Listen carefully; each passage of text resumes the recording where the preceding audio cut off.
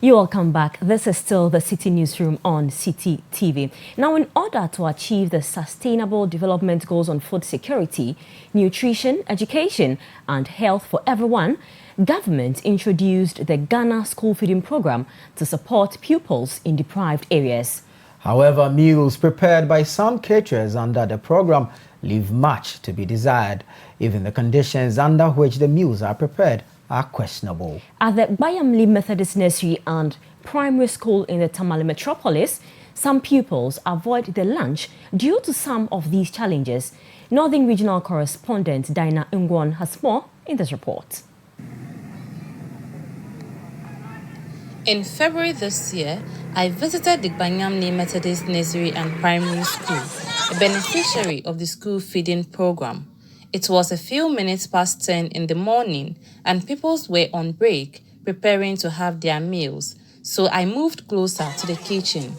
Some pupils who had already queued for the rice and beans meal, popularly called wache, were gradually walking away. And this was the reason they gave me for their action. When I just come to class, I won't concentrate. If said cheating, I cannot concentrate because my stomach will be paining me. At this school, cooks prepare the meals under unhygienic conditions, often competing for space with animals. I learned a kitchen was provided by the community but has since collapsed. This has got many of the pupils worried. The place that they cook is not nice. They are shitting there and be urinating there. That's where they are cooking. Teachers in this school share similar concerns over the poor quality of food being served. The cooks are equally not impressed with the conditions under which they prepare meals. Your kitchen has said, your niece will have. Any school, I have, Papa.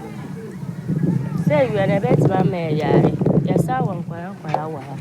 Say, the name of who have continued in our Baba fun and no matter. Now, more catcher, more matron.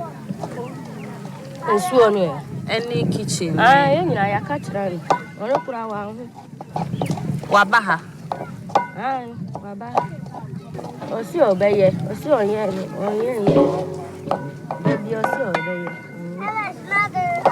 However, the PTA chairman has this to say about the conduct of the caterer.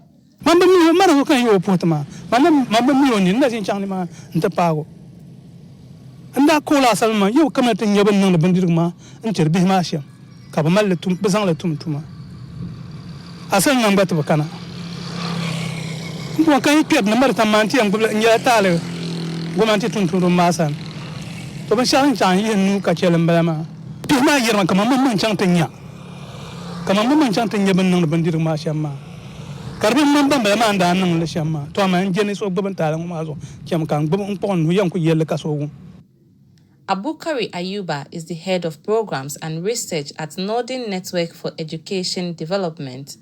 His organization has been monitoring the program and he shares with me some of the findings. And we have realized that these days you go to a school and for a week, the caterer will only cook for 1 or 2 days. And the SMC seems not to bother because they have not been empowered to actually engage these people and find out why they are not cooking. So you go and ask the SMC and they tell you, oh, you know, they don't know why they have not cooked. And some will even tell you that they don't even know the caterer. Some caterers would take the contract and get some 2 or 3 cooks in their communities to be cooking. And they will only bring the food for them to be cooking. When they don't bring food, the cooks, they don't also cook. Attempts to get the Northern Regional Coordinator of the School Feeding Program, Felicia Tete, to find out if activities of the caterers are monitored were unsuccessful. After more than 3 months, I revisited the school and the situation remained the same. This time round, the cooks were not at post and school authorities could not explain why. The school feeding program is a laudable initiative, but the implementation is fraught with a lot of challenges, which, if not addressed, would derail the objective of the policy. For City News, Dinah Ngwan.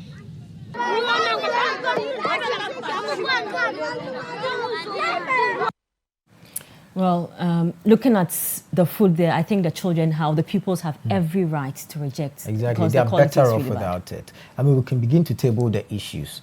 Poor quality of the food itself, the questionable cooking environment. Then also we can look at the funds for the cooking itself, not even the unavailability. So the caterers themselves are already complaining that they have been cooking for a while and they are not being paid. So they make do with whatever it is that they have.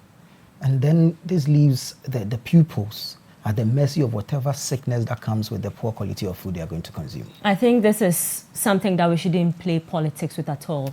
The situation has to be addressed as soon as practical. And in that report, we saw a sheep actually feeding from one of the pans in which they cook for the children to eat.